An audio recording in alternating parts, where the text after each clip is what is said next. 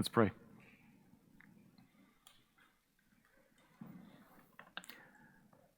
Father, we are thankful for the opportunity to call you King, good and gracious, a ruler. Those two things together, Lord, expressed in Jesus here as he walked the earth and as Jesus now as he reigns over us, a ruler who is King and is good and gracious. What a beautiful reality, what a blessing that we can be subjects of a good King, guided and helped and directed and led and ruled by someone who is so sweet, gracious and kind and for us. Thank you. We see some of what he is as he is for us in this passage today. And so what I ask you, Lord, is will you please open our eyes to it and help us to see it and to marvel at it and to draw near to it, to draw near to him, this good and gracious ruler. So make these words here printed on our pages in our Bibles. Make them clear to us and make them sweet to us, please. Direct our time here and our thinking here. Would you clear away all distraction? Help us to see this one and incline us towards him. Thank you. Open our eyes and cause us to see the truth here and to love it and embrace it. Build faith in your church here, Lord, please, for our good and for your glory. Thank you. Amen.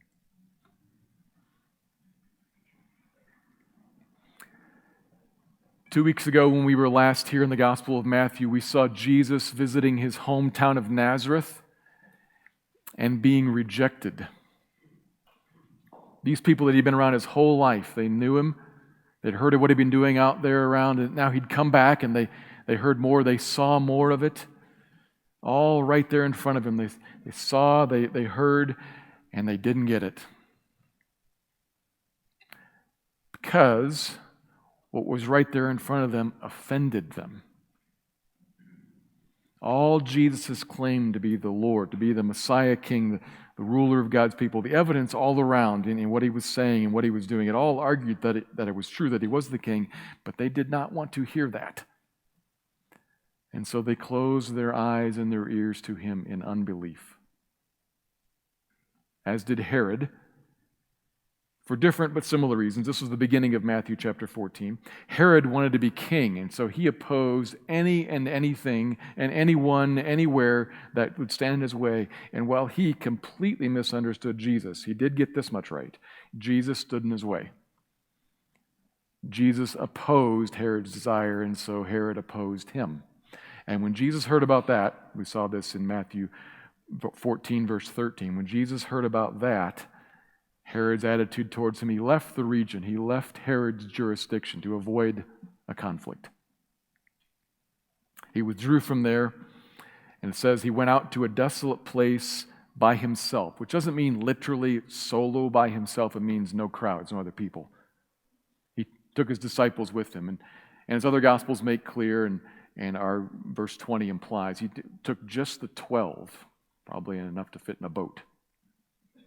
They went away into this desolate place with him for a much-needed rest. But the crowds had other ideas, and as our passage shows us, these massive crowds, they're still wanting to come after him. They're still quite ready to pursue Jesus, even though they don't really understand what he's all about. Why do they want that? Because they have a need. Needs, plural. And while they don't understand everything about Jesus, they do understand this much, that somehow, some way, bringing their needs in front of Jesus gets them met. And that's the lesson for us today in this passage, a lesson for us in our state of need, because we're all needy, we're all broken, we all hunger. And bringing that to Jesus is the only place where it's going to get met. So that's what we're going to look at today. Let me read the passage, verses 13 to 21, and then we'll draw out two observations from it. 13, now when Jesus heard this, he withdrew from there in a boat to a desolate place by himself. But when the crowds heard it, they followed him on foot from their towns. And when he went ashore, he saw a great crowd, and he had compassion on them and healed their sick. Now when it was evening, the disciples came to him and said, "This is a desolate place, and the day is now over. Send the crowds away to go into the villages and buy food for themselves." But Jesus said, "They need not go away. You give them something to eat." And they said to him, "We have only 5 loaves here and 2 fish." And he said, "Bring them here to me." Then he ordered the crowds to sit down on the grass, and taking the 5 loaves and the 2 fish, he looked up to heaven and said a blessing. And then he broke the loaves and gave them to the disciples, and the disciples gave them to the crowds. And they all ate and were satisfied, and they took up 12 baskets full of the broken pieces left over. And those who ate were about 5,000 men, besides women and children. Matthew chapter 14. So 2 observations, and here's the first. Jesus is able and willing to meet all of our needs. Jesus is able and willing to meet all of our needs. Other than the resurrection, this is probably the most well-known of Jesus' miracles. It's recounted in each of the 4 Gospels as the feeding of the 5,000. But as our verse 21 makes clear, that was 5,000 men, not counting all the women and children who were there. So this is a massive crowd, 15, maybe 20,000 people perhaps. It's huge, far bigger than 5,000. But this was not at all what Jesus and his disciples had intended when they set out. But the crowds arrive. Verse 14, they had all come for a reason, same reason as usual. They needed healing. Maybe they had various illnesses and afflictions, perhaps even demonic oppressions. We've seen all this before. We've seen it so often, again and again and again, the same sort of thing. And it would be really easy, because of that, it'd be really easy at this point to just kind of like breeze through that and get on to the 5,000 bit. But don't let this grow old here. This is amazing still. Great power is at work. He healed their sick. That's what it says. And it must have taken longer than anybody expected, because as the day wears on, and late afternoon arrives, the disciples realize there is a problem here. There are 15,000 people here, and while they all came from these different places, maybe they brought a lunch, but they didn't expect to be there all day long, and nobody brought dinner. And it's getting late. So there's a problem, and they come to Jesus to inform him of these facts and to tell him what should be done about it. And this obviously is the main emphasis of the passage, because Jesus takes the situation and he turns it into dinner. He orders the crowd to sit down, or really the word is recline, like they would do. They reclined to eat. So it's, pull up a chair sort of language. And then he moved through the common steps for the host of a meal. He took the food, offered a blessing to God, praised God for the food, and then he broke it, probably in this case often, maybe to each one of the disciples, and the containers that they'd found for themselves. These are baskets. They're not like just holding it in their hands. They're baskets that they'd found from the crowds. Take it, and then they pass it all out to the crowds. He took 2 small fish and 5 loaves, that is 5 like rolls. From elsewhere, this is one boy's little lunch. This is not a lot of food. He took this little bit and multiplied the food, and verse 20 says they all ate and were satisfied. That is not, everybody was too polite to take any, so they didn't.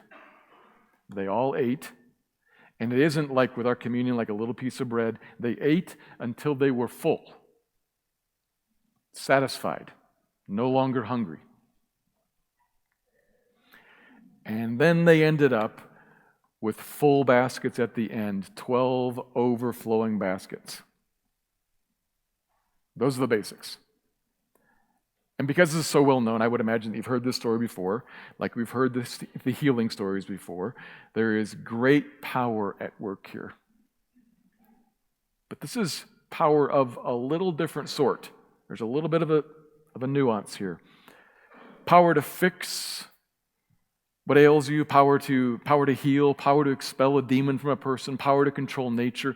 That, of course, is great power, but it's power to manipulate creation, manipulate in the best sense, to just control it and work it, adjust it, what's already there. This is power to make something that wasn't there before. This is the power to create. He created more bread than they started with. This is something that is altogether different.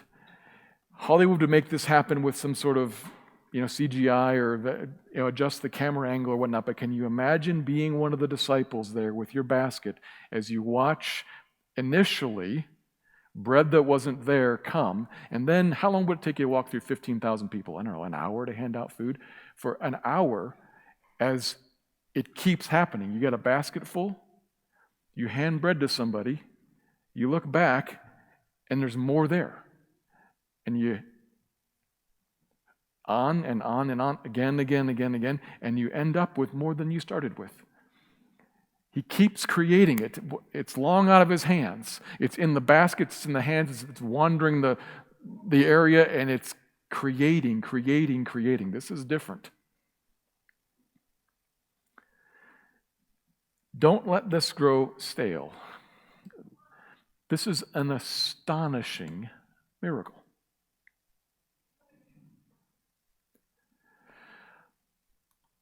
I know, I've heard this before.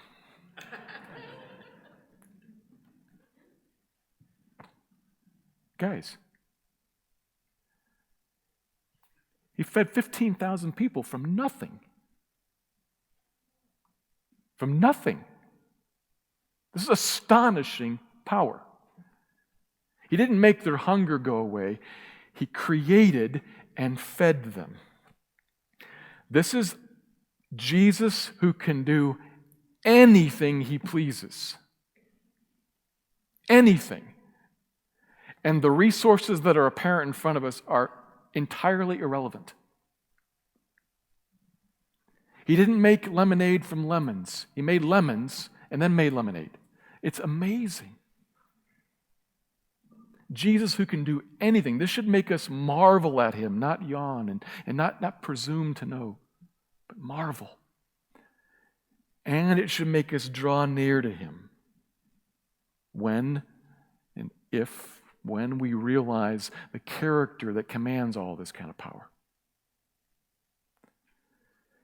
This is the companion point made here in the story. Obviously, the power stands out front and center, that he made something from nothing and fed all these people. But verse 14 is explicit. It starts in verse 14. There's something here about the character of Jesus. He saw the crowds, and it said, had compassion on them. Still, in the midst of all that we've been seeing here in Matthew, as we've seen the crowds, the culture beginning to move against Jesus, and right off the heels of this flat rejection in his hometown and Herod pursuing him, people misunderstanding him, still, even in that context, still, even when they arrive completely unexpected and kind of put him out, I thought I was going on vacation and work followed me. Still, even in that moment, he still looks at all of these thousands of people as harassed and helpless sheep without a shepherd in need. Still. And he's moved by this concern, a pitying for them in their plight, and he acted and healed all of them. And then that's the same character that shows up in the feeding of the crowd and all of its hunger. He is full of gracious hospitality towards them. This hunger thing is not his problem. And it's not why they came, and nobody asked him, will you please provide for us? But he sees a need, and as a gracious host has concern to meet it. He is willing to help even when it is inconvenient, and he is full of power, able to help in every need. Nothing is too big for him to handle. Look at this. It's a really simple point that should cause us to marvel and draw near. This is the Jesus, this is the glorious Jesus that we who are his people need to see, and the glorious, powerful, gracious Jesus that the world, everybody needs to see. not just a king, but a good and a gracious king. Why do we need to see that about him? See that with understanding and hear it and get it. Because it is not just his power, but it is powerful kindness that draws us towards him. Did not Paul teach us this? It is not just might. It is might in mercy that says, come. That's what draws us to him, turns us away, draws us, inclines us to him, and leads us to repent and turn and say, please help, to see that not only is he able, but that he's willing. So look at this, men and women, brothers and sisters, and if you're not yet a Christian, look at this and see this is the Jesus who says, come to me if you're weary and heavy laden, and I'll give you what? Rest. I'll feed you. I'll help you. I'm able and I'm willing. Come. Come surrendered, come in humble faith, come for the first time maybe, or come if you're already a Christian again and again and again. Maybe this is a moment when you say, I need to turn back because I've been wandering. Come. Those who do, certainly he meets physical needs. Obviously that's what's emphasized here. We'll say more about that in just a moment. But we always have to remember that the miracles of Jesus are miracles with a message. Always. They're saying something else. They're always about what is, like kind of on the surface, like physically going on. If a person is physically needing to be healed and is physically healed, that actually physically happened. But there's a message beneath it always. So, healing from sickness and hungering, fed by Jesus who gives bread from heaven. This is ultimately pointing at our great spiritual need. We need to be healed. We are guilty and broken and sick, and we need to be fed because our souls walk around hungry. We live hungering for more than this. More than this. You can have everything. You can have all of this, and you still hunger. We're made for more than this. We're made for God. And until something happens with this Jesus, some engagement and some connection, we walk around guilty and broken and alienated from the one that we were made for, hungering. But Jesus says, come to me. And when a person sees this and comes to him in humble faith and says, help, what he points to is the cross. The first thing that must happen is this alienation must be ended. You're guilty and you're broken. I need to provide something for you. I need to provide a forgiveness for you. And that's in one place and one place only, at the cross. A person who says yes and comes to the cross saying help. What happens there is a great exchange. He takes our guilt onto him and puts his clean, righteous holiness onto us. He trades, and we now stand forgiven and brought back into relationship, in a real sense, made whole again. Fixed, healed, restored to God. And then from that moment on, he begins slowly feeding us with himself and putting us back together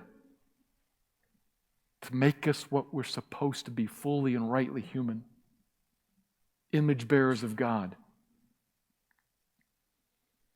He works in your mind and your heart so that you begin to feel and to see and to understand and to want and to love and to long for the things of God. Feed your soul in that way. That begins now, the moment you become a Christian. And it continues on then moment after moment after moment after you become a Christian. This is the real and the greatest need that we have, to use the language of Matthew, to experience the kingdom reign of Jesus and his righteousness growing in us. Jesus will give that to all who come to him and humbly ask him for it. So if you've never done that, There's no better time. Come. Jesus offers you the cross, and at the cross he offers you, I'll put you back together, I'll forgive you, I'll restore you to God, and I'll begin to make you whole again, and I'll feed you such that you never hunger. I'll take care of that. Come. Lord, help. But I realize that most of us here have come, and so the invitation to you is, what do you know? The same. Come. Come today, come again. See, the problem that we as Christians often, yes, I've come to him, and now I will head out into the world and look for fish and loaves. That's our problem. Come to Jesus. He is the one willing and able to heal and to feed. Come back to him. Take everything that you've got, come to him and say, Lord, please help. And he'll heal you on the inside. He'll begin to make you right inside. It'll start now, and it'll carry on all the way until one day he'll finish it fully. Because there's another feast that this is kind of alluding to. Sometimes it's called the Feast of the Wedding Lamb. Sometimes it's called the Feast of Messiah. There's a feast coming one day at the end when the kingdom is fully, finally here, and sin is no more, and you'll be fully put back together then. It starts now, continues on, and one day it'll be completed. Spiritually, he's trying to tell us something with this physical meal, this physical feast, the physical healing, and the physical hunger satiated. He's the one able and willing to do that, to fix your heart. If you're a Christian or not, come. However, it is also true that seeking his kingdom and his righteousness, we also have more needs too, and everything else that we need will also be added to us. That's what he's told us. So we should see the spiritual message here and realize that, and then also realize that if you're a person in Christ, if you're a Christian, there is something tremendously sweet here. If you would see this and see it, if you would hear this and understand it, there is a tremendous help here for many of the, I might call them the afflictions of heart that we walk with in life. Anxiety and fear and depression even. And there might be some, and for some of us there are some medical causes for some of those things. I'm not trying to denigrate that, but I'm saying that every single one of us deals with much anxiety and fear and worry because we don't see this.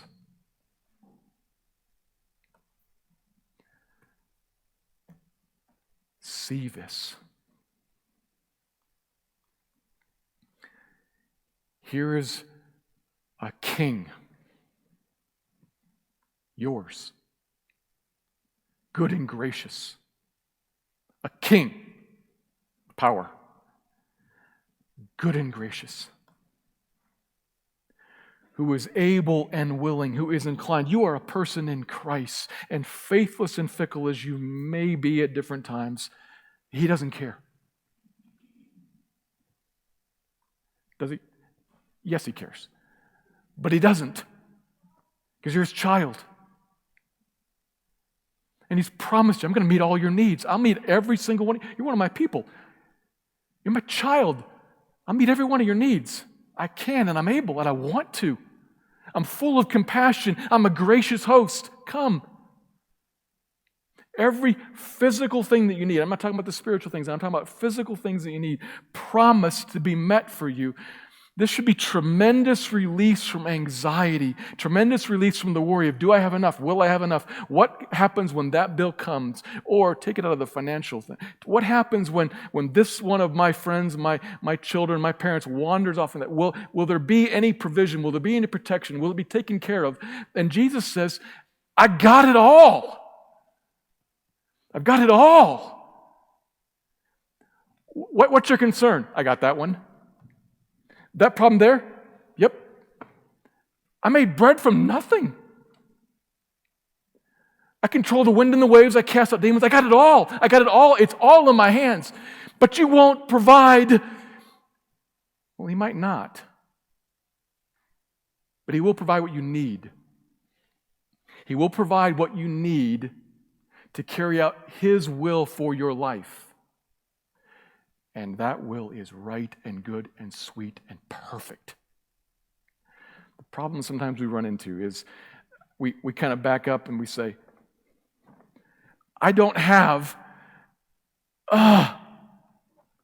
and you haven't given, And He wants to say, I give you everything that you need. The relief of the is to realize you're sitting right in the middle of my hand, and I've got everything, and my heart is completely for you. You are my beloved child. I give you everything you need for the good and right, blessed purposes that I have for your life. Trust me. Why can I trust you? How can I trust you? Why? Okay, why? How can you trust Him? Why should you trust Him? Ask yourself that. Why can you trust Him? Because this is the second best known miracle. The second best known miracle. There's a better known miracle. That's why you can trust Him. The tomb was empty. That's why you can trust Him. Because He rose again to life to give you life, and you live again a new person in Him. His Spirit dwells in you, and He will never leave you nor forsake you. That's why you can trust Him. I don't have the money for, no, you don't. That's right. But I will provide you everything that you need for the good and perfect purposes that I have for you. Trust me. Christian, if you would see that, it cuts off the gigantic root of fear and anxiety and depression when I don't have and realize it. Now, there may be other things going on. There may be some medical things going on. Yes. And I do not want to say, don't pursue that. This is the only solution. No, it's not the only solution. But it is a solution for every single one of us.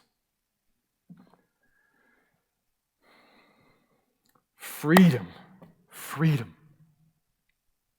Freedom planted in the middle of a great promise and a great assurance that He has you in His hands and He is able and willing to meet every single one of your needs. That is good. That is a glorious Jesus. Compassionately, powerfully cared for by a good and gracious King. Blessed are you. The kingdom is yours. That's good news. Even when you can't see how this little bit is going to become that. It will. For whatever His purposes are for your life. And that's the good and perfect plan that you want to walk into.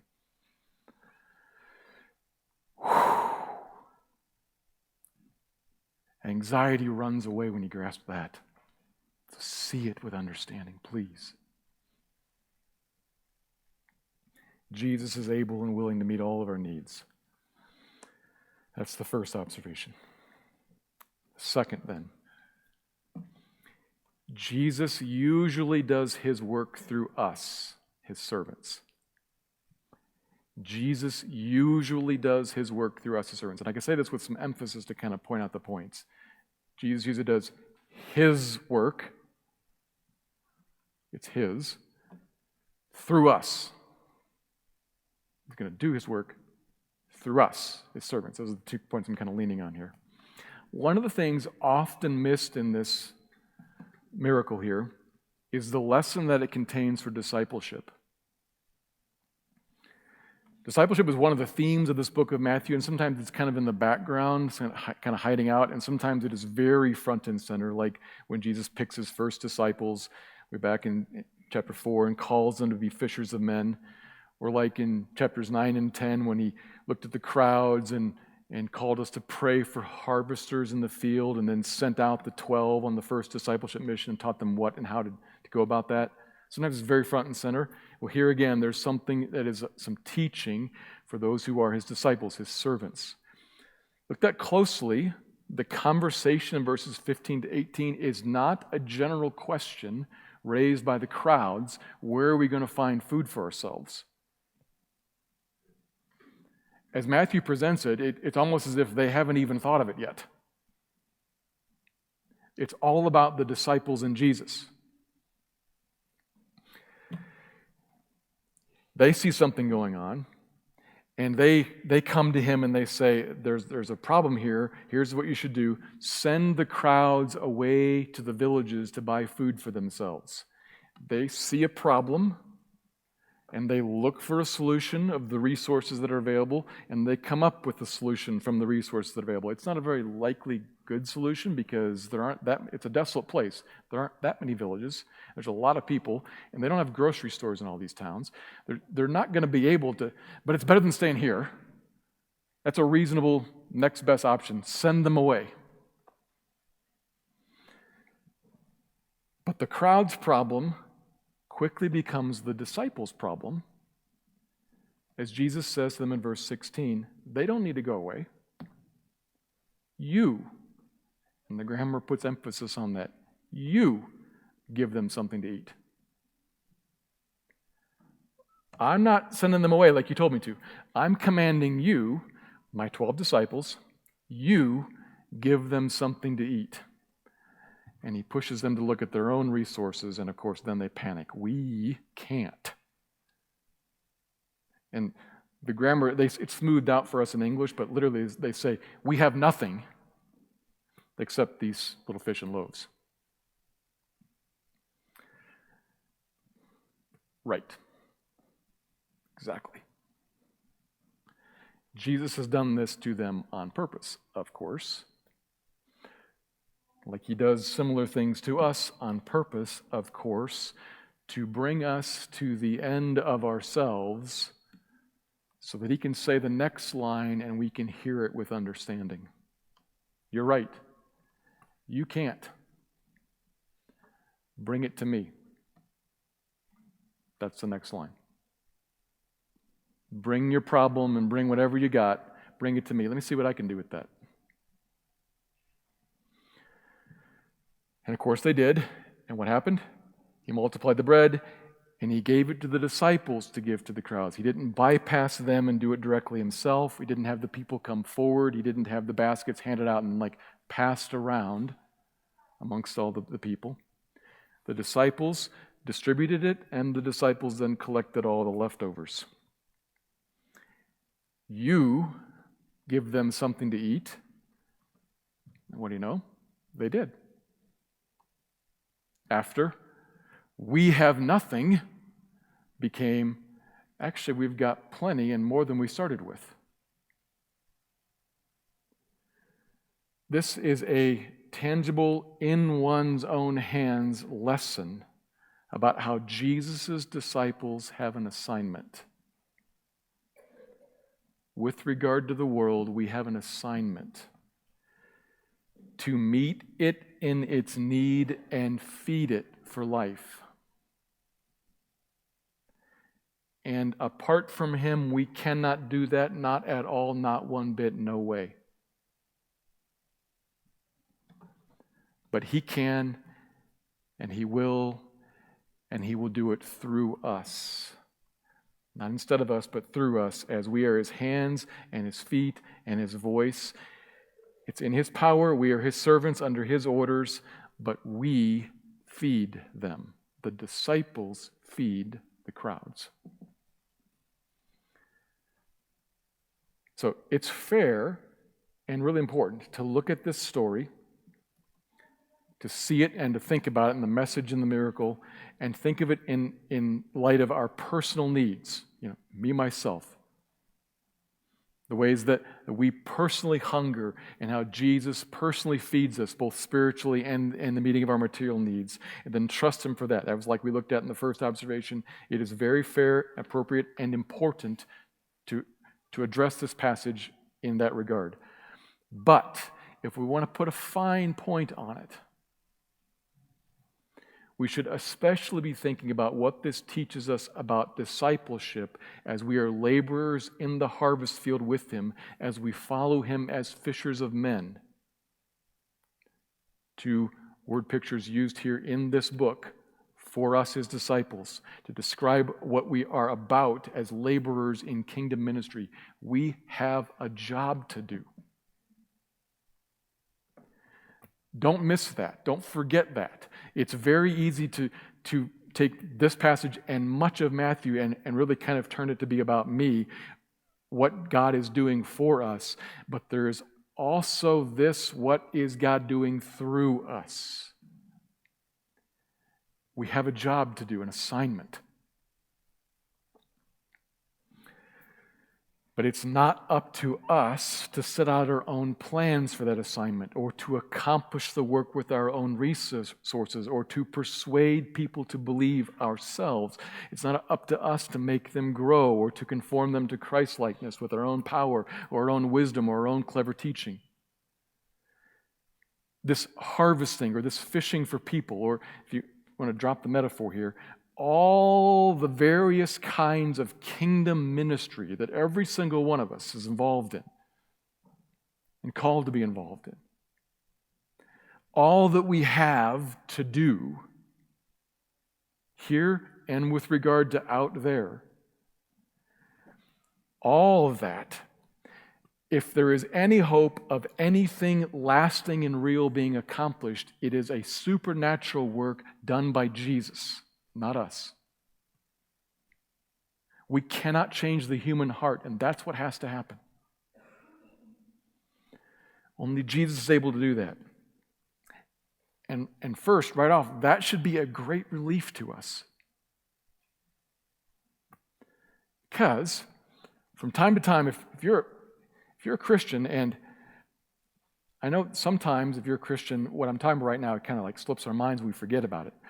But if it doesn't slip your mind, and you see in front of you this call to address, to approach others, the outside world, in some way or another, not just me, other people around me, to approach them and take this assignment to be fishers of men or laborers in the harvest field, to take it seriously. From time to time, you may look up from the Bible and see this assignment and say, like, whoa, okay. I'm catching the world's general opinion of Jesus. Or you may look up at a specific person that you are close to. Maybe it's a neighbor or a friend or a family member, somebody that you're specifically engaging with, and you notice they do not regard Jesus like you do. Maybe they're indifferent, or maybe they're hostile, and you think, whoa. And if what you do next is look at the 2 fish and the 5 loaves in your hand, you're going to say, no way whatsoever that I can move the needle on this at all. I cannot make that, I cannot make this or this one or these ones. I can't change anything here. This is hopeless. Impossible. Yep. It is. Bring it to Him. It will fail unless Jesus makes something from nothing. And the relief is that's all on Him. And He is perfectly fine saying, that's my job. There is no need for you to own my job. He's willing and able to take up His job. He's responsible for orchestrating all the elements of this ministry that He's given to us. He's responsible for it, and He can be trusted to providentially create relationships and connections, to create times and openings, and to be at work behind the scenes, to create some sort of a question and to give us the answer in the moment. He's responsible for it. He can be completely trusted to be the one who opens eyes and causes the answer that we give to be heard and caught. He's responsible for it and can be trusted to produce whatever fruit in this moment, whatever long-lasting fruit is according to His plan. That's all on His agenda. That's all His responsibility. And He's perfectly fine owning that, taking it off of your plate. Whew. I've got a gigantic ministry into an arena that seems perhaps hostile at times. Well, there's a large offloading of responsibility when you get this fact. It's His work, not ours. We don't have to coerce, we don't have to manipulate. That's ugly and wrong, and it doesn't work anyway. It's His work. That's a relief. done through us. That's an assignment. His work done through us. We have to engage. We have to step out. We have to pray and seek and talk and open our mouths in whatever way is natural for us. I'm not saying you're an introvert, become an extrovert and talk to everybody, but talk to somebody. Engage with somebody around you. We have to step into this, and He will work through us as we step into it, into the harvest with proper Christ-like attitude towards the people of the world around us. I said it a couple times. He will work through us as we step into the harvest with proper Christ-like attitude towards the people of the world all around us. With proper Christ-like attitude. What is proper Christ-like attitude? Well, there are some small number of people who, like the Pharisees we've been seeing here in Matthew, know full well the truth about the kingdom of God. They know full well the truth about Jesus, and they willfully, deceptively oppose it and try to block it. There are some people like that in the world. And Jesus is harsh and blunt with them. Some people. It's likely, though, that we don't know many, maybe even any people like that. We might. Some people. And there are also some people in the world that for any one of us in a particular situation might be dangerous to us.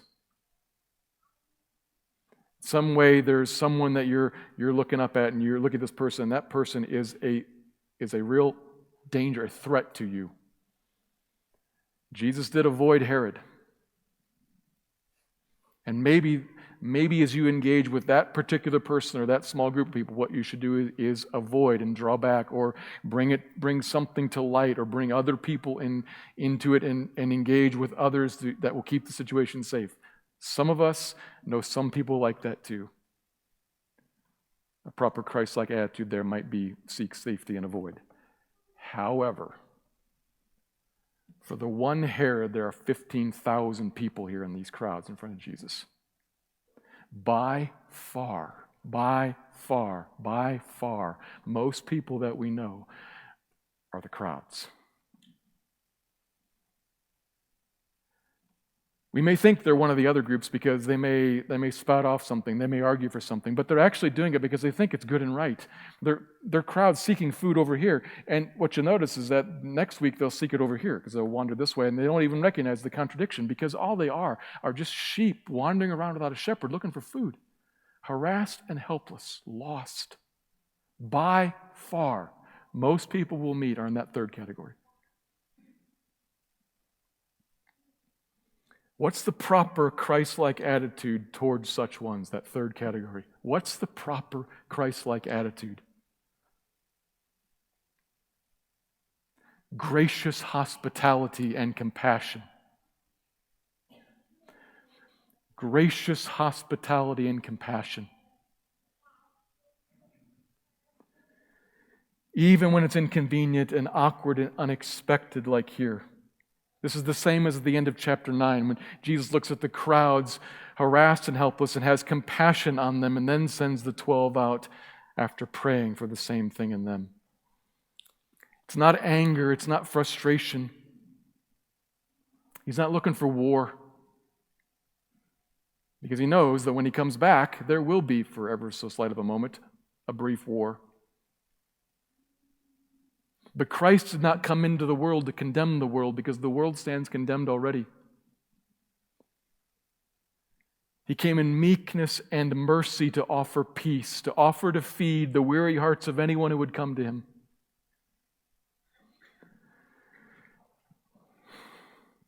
If we're going to be his hands and his feet and his mouth, we also need to be his heart.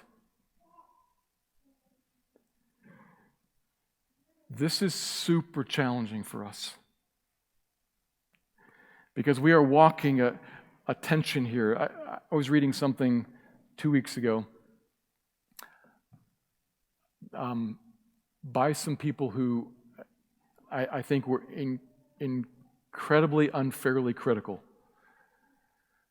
But the general point, if I can give them any credit, the general point is worth us noting here. I'm talking about compassion. We're seeing it in Jesus, a gracious openness with people that he's full well. These 15,000 people, give them a year. They're going to be calling out for his crucifixion. They're not on his team, and he knows it. We're seeing that.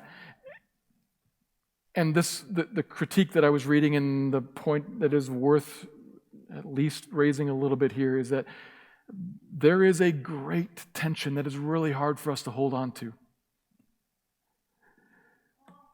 We speak very clearly and have to speak very clearly about a love of righteousness that is in Jesus. About an offer of forgiveness that means there is something to be forgiven. About the offer of forgiveness and mercy along a very narrow road that leads to a very narrow gate, one way, Jesus and his cross. There is a great offer of mercy and a great compassionate holding out of hope here, but it is also narrow, and it is about righteousness and forgiveness of sin. There are tensions there. We have to speak clearly about both. We have to speak about a wide path that leads to destruction and a narrow path that leads to forgiveness, and to do so compassionately and not with a flamethrower. Why? Because it is his kindness that leads us to repentance, not a flamethrower. The Bible says so, not me. There's a tension here. We have to point out that proud presumption and rejection leads to hell. And we need to speak clearly about that. And also talk about Jesus is not here yet for that, but has come to offer open-handedly, come to me, all you who are weary, and I will feed you. I'll fix you if you come. Grace and truth. Truth and love. Those are hard tensions for us. They always are. But that's the heart that we need to have as we step out and engage with people who are coming from all kinds of different places. That's really challenging for us. Thanks be to God that he will provide what we need. That he'll give us this heart that we need. If hungering and thirsting for it and mourning over our inability to make ourselves even care about other people sometimes. That's where we live sometimes. If mourning over our inability to even care sometimes. If we come to him saying, Lord, here's the mess that I am. Will you please fix me and heal me and put me back together? Will you please grow in me your heart and make me more like you? I can't. Please, here. He will feed us with himself and conform us more to his image and remake us to be like him, to be useful for him as his servants. A helpful blessing to others as we then point them to the only one who is willing and able to save, but the one that they must come to be saved. It's a tricky balance, that he can work it into us. It's his work. He can do it.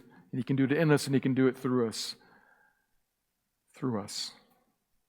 It's our calling as disciples in the world to be fishers of men, of women, of people. Let me pray.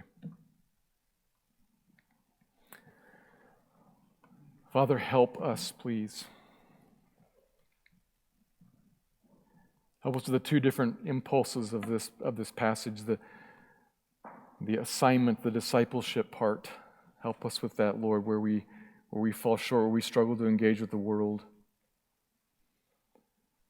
Struggle to engage rightly. We struggle to know how to balance each particular situation and say the words that are needed in the moment. Lord, would you help us, please?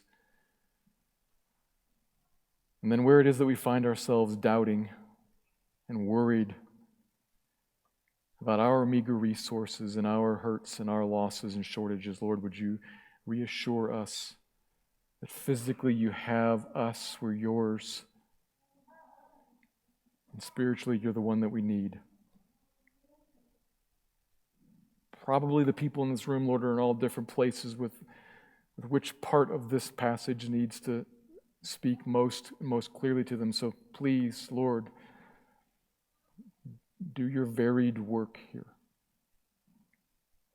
Grow up your church here. Help us be honored here in our midst. Thank you, Lord. Amen.